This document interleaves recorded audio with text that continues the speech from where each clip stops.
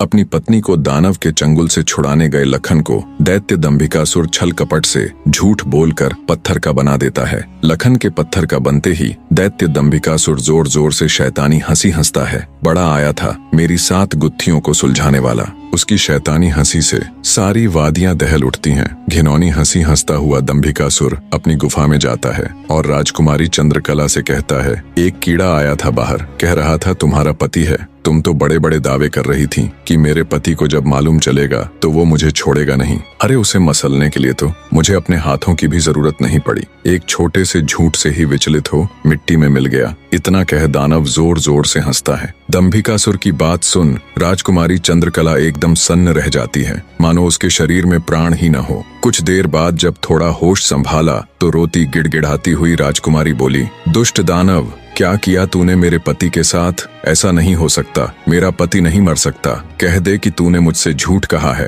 राजकुमारी चंद्रकला की बात सुन दंभिकासुर बोला, मूर्ख स्त्री, तूने मुझे समझ क्या रखा है कि तेरा वो कीड़ा पति मुझे मारेगा? अरे पागल औरत, मैं अमर हूँ, मेरा कोई कुछ नहीं बिगाड़ सकता। मुझे देवताओं से वरदान मिला है। इतना कह दंभिकासुर राजकुमारी के बिल्कुल पास जाकर बोला, अब तो तेरा पति भी नहीं रहा, अब तो मेरी बात मान ले। दानव की बात का कोई प्रतिवचन दिए बिना बेचारी राजकुमारी बेजान सी धरती पर गिर पड़ती है। उसकी आंखों से लगातार अश्रु बह रहे थे। उधर जब अपनी पत्नी को खोजने गया लखन कई दिनों तक घर नहीं लौटा तो उसके परिवार वाले अत्यंत चिंतित थे। लखन की माँ और उसकी भाभी का तो रो रो कर बुरा हाल था। लखन का बड़ा भाई महेंद्र भी गहरी चिंता में था। अंततः कुछ भी न सूझने पर महेंद्र अपने अनुज भाई लखन को खुद ढूंढने का निश्चय कर अपनी माता व पत्नी से आज्ञा ले घर से चल पड़ता है। बड़ा भाई महेंद्र लखन की खोज में जंगल में भटकते हुए उसी साधु की कुटिया पर जा पहुंचा। उसने महात्मा जी को प्रणाम किया और थोड़ी देर सुस्ताने के लिए वहीं साधु की कुटिया के बाहर बैठ गया।